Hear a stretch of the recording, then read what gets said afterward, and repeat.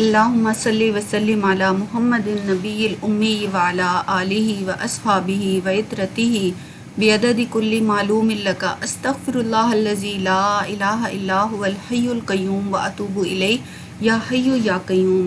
میرے آقا علیہ الصلوۃ والسلام نے ایک دن اپنی قمیض کے بٹن کھولے اور یمن کی طرف رخ کر کے لمبے سانس لیے اور فرمایا، میں رحمان کی خوشبو کو پا رہا ہوں۔ صحابہ کرام نے پوچھا، جس کے لیے تڑپتے ہیں، جس کی ٹھنڈی ہوائیں آ رہی ہیں، وہ آپ کا بڑا پیار کرنے والا ہے؟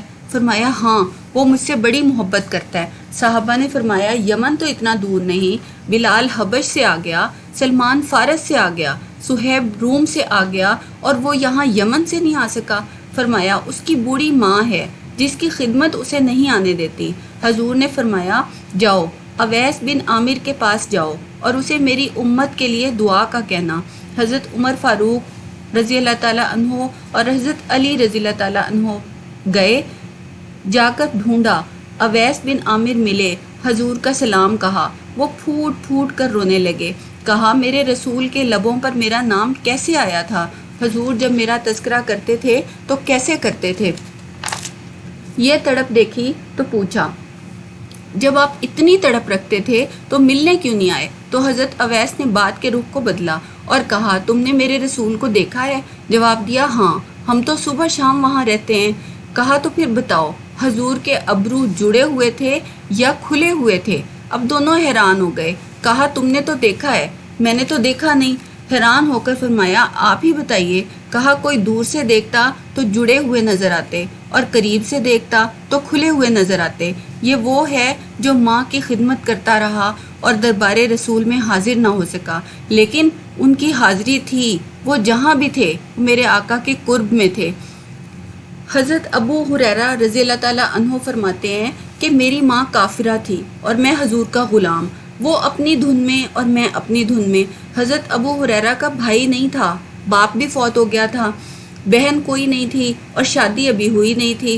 دنیا میں ماں کے علاوہ کوئی رشتہ نہیں تھا، ایک ہی رشتہ تھا، صرف ماں کا۔ گھر آتے تو ماں سے بات کرنی ہوتی تھی، جو سن کر آتے تھے ماں کو بتانا ہوتا تھا، لیکن ماں کافرہ تھی، حضور کی بات سننا گوارا نہیں کرتی تھی۔ ایک دن حضور کی بات چھڑی، ماں کے منہ سے ایسا سخت جملہ نکلا کہ گھر کو چھوڑ دیا۔ باہر نکلے تو سوچا، دنیا میں ایک ہی رشتہ تھا، وہ بھی گیا۔ چند قدم چلے تھے کہ خیال آیا، سارے دکھوں کا جو مداوع کرتا ہے، میں اس کے سامنے یہ دکھڑا کیوں نہ بیان کروں؟ دلوں کی حالتیں بوجھ لینے والے آقا نے پوچھا، ابو ہریرہ کیا ہوا؟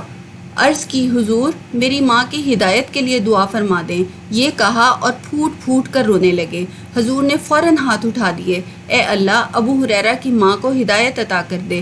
یہ بات سنی تو ابو ہریرہ نے خوشی سے اپنے گھر کی طرف دوڑ لگا دی۔ کوئی رستے میں ملا اور پوچھا، ابو ہریرہ اتنی تیز تو تم کبھی نہیں دوڑتے تھے، آج کیا ہوا؟ اتنی تیز تیز کیوں دوڑ رہے ہو؟ کہا، آج ہی تو دیکھنا چاہتا ہوں کہ گھر پہلے میں پہنچتا ہوں یا میرے آقا کی دعا پہنچتی ہے۔ حضرت ابو ہریرہ فرماتے ہیں کہ دروازہ بند تھا، میں نے دستک دی تو اندر سے آواز آئی، بیٹا ٹھہرو، میں آتی ہوں۔ میں لہجے سے ہی سمجھ گیا کہ میرے آقا کی بولی بول رہی ہے۔ تھوڑی دیر کے بعد میری ماں آئی، تازہ غسل کی وجہ سے اس کے بالوں سے پانی ٹپک رہا تھا، اور جب وہ کنڈی کھول رہی تھی تو اس کے لبوں پر شہادت کا کلمہ جاری تھا۔ اللہ تعالیٰ نے والدین کی رضا میں ہی اپنی رضا کو چھپا کر رکھا ہوا ہے۔ حضرت ابو ہریرہ جب بھی ہاتھ اٹھاتے تھے تو یہ دعا کرتے تھے، اللہم اغفر لی ابی ہریرہ ولی امی ولی من استغفر لہما۔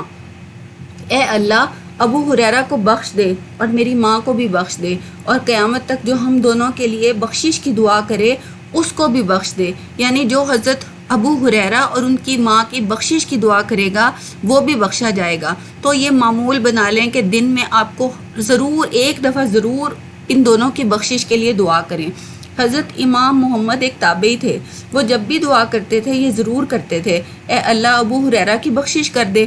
کسی نے کہا، تمہیں ابو ہریرہ کی ماں سے بڑی ہمدردی ہے؟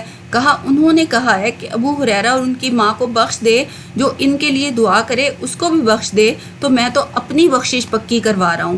والدین کے لیے دعا کرنا اللہ تعالیٰ کی رحمت کو دعوت دینا ہے۔ ایک دن میرے آقا نماز عشاء پڑھانے کے لیے مسجد میں تشریف لائے۔ تحد نظر صحابہ تھے، حضور کو دیکھ کر ادب سے کھڑے ہو گئے۔ میرے آقا کی آنکھیں چھلک پڑیں اور فرمایا، لو ادرکت والدیا او احدہما، کاش آج میرے ماں باپ زندہ ہوتے یا ان میں سے کوئی ایک ہی ہوتا۔ آقا کریم جب گھر سے نکلے اور صحابہ کرام کھڑے ہو گئے تو حضور کی نظر پیچھے پلٹ کر 6 سال کی عمر میں ابوا کے ٹیلے پر گردش کرنے لگی۔